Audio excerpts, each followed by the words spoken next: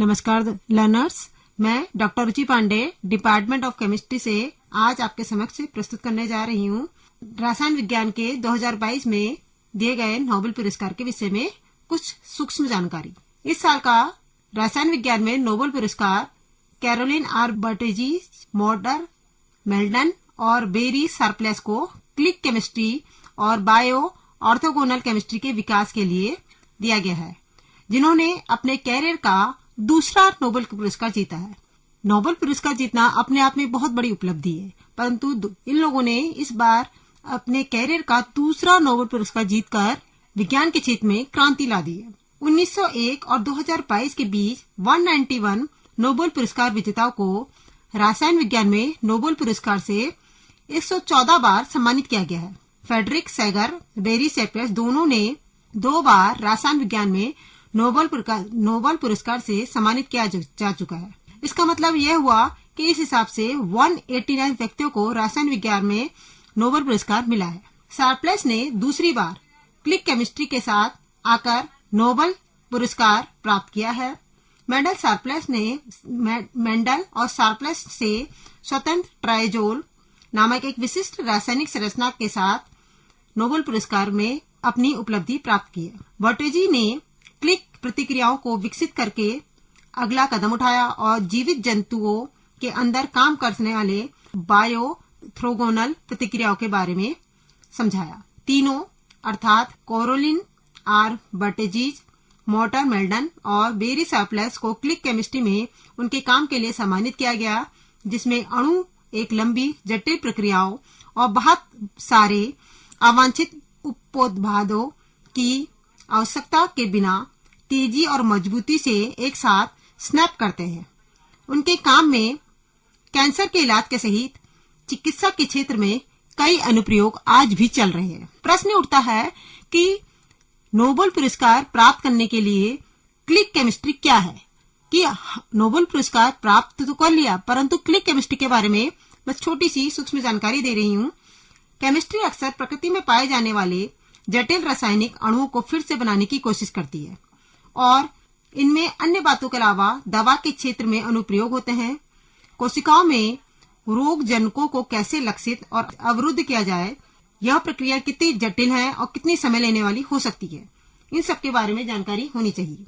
Nobel website के अनुसार एक दूसरे के साथ प्रतिक्रिया करने के लिए अनिच्छुक कार्बन परमाणुओं को रोकने की कोशिश करने की बजाय बेरी शार्पलेस ने अपने सहयोगियों को छोटे छोटे अणु के साथ काम करने के लिए प्रोत्साहित किया, जिनमें पहले से ही पूर्ण कार्बन फ्रेम था। यदि रासायनिक साधारण अभिक्रियाएं चुनते हैं जहां अणुओं को एक साथ बंधने के लिए मजबूत आंतरिक ड्राइव है, वे सामग्री के न्यूनतम नुकसान के साथ कई पक्ष प्रतिक्रियाओं से बचते हैं। अणुओं के निर्माण के लिए इस मजबूत विधि को शार्पलेस ने रासायनिक विज्ञान पर क्लिक करते हुए कहा कि भले ही क्लिक रसायन प्राकृतिक अणुओं की सटीक प्रतिक्रिया प्रदान नहीं करता है, फिर भी समान कार्यों को पूर्ण करने वाले अणु को खोज पाना संभव होगा। बेरी शार्पलेस के प्रयास को तब बढ़ावा मिला जब इस साल के अन्य नोबेल पुरस्कार विजेता मॉर्टर मेल्डन ने स्वतंत्र रूप से क्लिक रासायनिक विज्ञान में सबसे महत्वपूर्ण पहलुओं में से एक पहलू की खोज की और उन सामग्रियों के लिए रसायन विज्ञान को समग्र रूप से खोजा गया, जो कि कॉपर कैटलाइजेज, एजाइड, एल्काइन, साइक्लोएडिशन है। क्लिक केमिस्ट्री की अपनी नई अवधारणाओं में शार्पलेस ने अणुओं को जोड़ने और डिजाइन करने के नए तरीकों को खोजा, जो कि केवल एक दूसरे के साथ प्रतिक्रिया कर सकते हैं और वह अपरिवर्तनशील रूप से प्रस्तुत होते हैं। ये था किस तरह से क्लिक केमिस्ट्री को समझाया जाए। मैंने एक शब्द बोला कि copper catalyse, azide, alkyne, cycloaddition. तो प्रश्न ये उठता है कि copper catalyse, azide, alkyne, cycloaddition क्या है। एजाइड 3 डबल बॉन्डेड नाइट्रोजन परमाणुओं से युक्त आयन होते हैं। वे आमतौर पर एक कार्यात्मक समूह के रूप में उपस्थित होते हैं। दूसरी ओर एल्काइंस अणु होते हैं जिसमें 2 कार्बन परमाणुओं के बीच एक ट्रिपल बॉन्ड होता है। रासायनिक बंध अत्यंत महत्वपूर्ण है जो एक अणु में परमाणुओं को एक साथ बांधते हैं और डबल और ट्रिपल बॉन्ड एक साथ विभिन्न परमाणुओं को धारण करने के रासायनिक बंधक है। कॉपर आयनों को जोड़ने पर एजाइड और एल्काइंस बहुत कुशलतम रूप से प्रतिक्रिया करते हैं। यह प्रतिक्रिया रसायन विज्ञान में काफी महत्वपूर्ण है क्योंकि इसने रासायनिक विज्ञान को काफी महत्वपूर्ण रूप से बदल दिया है और विश्व स्तर पर अणुओं को एक साथ स्नैप करने के लिए उपयोग किया जा रहा है। जब एजाइड और एल्काइन प्रतिक्रिया करते हैं तो वो ट्रेजोल नाम का उत्पाद बनाते हैं, जो फार्मास्यूटिकल डाई और कृषि रसायन में पाए जाने वाले एक महत्वपूर्ण रासायनिक निर्माण खंड है। वैज्ञानिकों ने पहले इस प्रतिक्रिया की कोशिश की, लेकिन उन्हें अवांछित रूप से उप उत्पाद भी उत्पादित हुए। मॉडर्न मेंडल ने पाया कि प्रतिक्रियाएं प्रणाली में जोड़े गए कॉपर के आयन इसे नियंत्रित करते हैं और केवल एक पदार्थ को बनाया गया है। मेंडल ने पहली बार 2001 में सैन डिएगो में एक संगोष्ठी में अपने परिणाम प्रस्तुत किए और अगले वर्ष एक प्रकाशित पुस्तक के साथ उन्होंने दिखाया कि इस प्रतिक्रिया का उपयोग विभिन्न अणुओं को बांधने के लिए किस तरह से किया जाता है। कहने का मतलब है कि ये कार्य बहुत समय से चल रहा था और ये कार्य करने तक इतना टाइम बाद उन्हें नोबेल पुरस्कार की प्राप्ति हुई। मेंडल के अलावा बेरी सरप्लस ने स्वतंत्र रूप से एक पेपर भी प्रकाशित किया जिसमें कॉपर में पानी कैटेलाइज एजाइड एल्काइन प्रतिक्रिया और विश्वसनीय रूप से दिखाया गया। सरप्लस के मुताबिक यह परफेक्ट क्लिक रिएक्शन है। कोई भी दो मॉलिक्यूल्स जिसे रासायनिक विशेषज्ञ जोड़ना चाहते हैं उसे अब आसानी रूप से एजाइड के साथ और दूसरे को एल्काइंस में पेश करके कॉपर कैटेलाइज क्लिक प्रतिक्रिया करके आसान किया जा सकता है। अब प्रश्न उठता है कि क्लिक केमिस्ट्री का मानव कोशिकाओं में क्या उपयोग है। तो मानव कोशिका के अंदर इसका उपयोग के बारे में क्या है, इसको देखते हैं।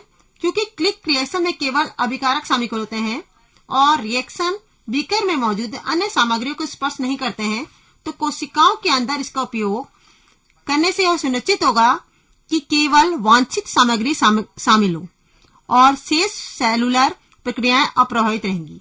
मतलब केवल यूजफुल चीजें यूज होंगी और जो बेकार की चीजें वो अप्रभावित रहेंगी। कैंसर जैसी जटिल बीमारियों के इलाज में यह एक अविश्वसनीय विचार हो सकता है।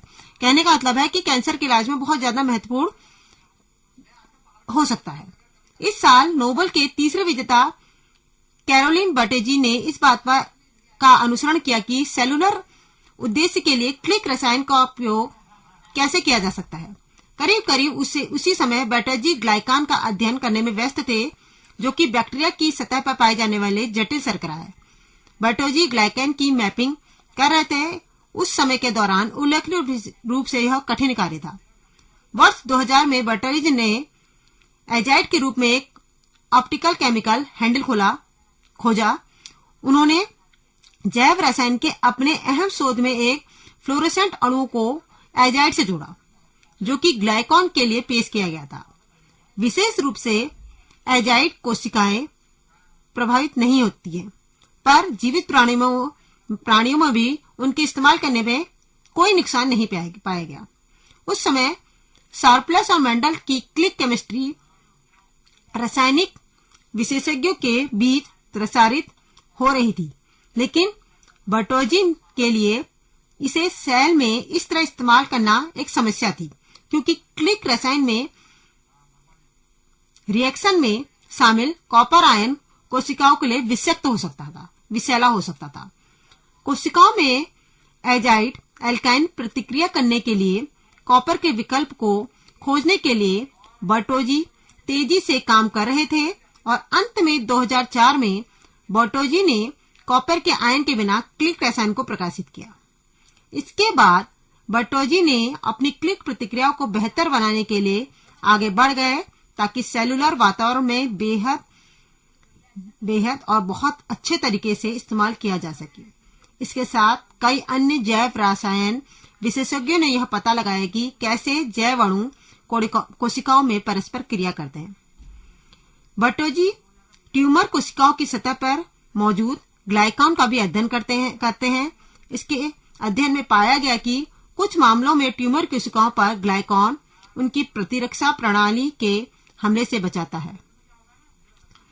और वह उनके सहयोग से एक नई प्रकार की दवा बनाने में सक्षम है जो ट्यूमर सेल की सतह पर मौजूद ग्लाइकोन को तोड़ सकती है।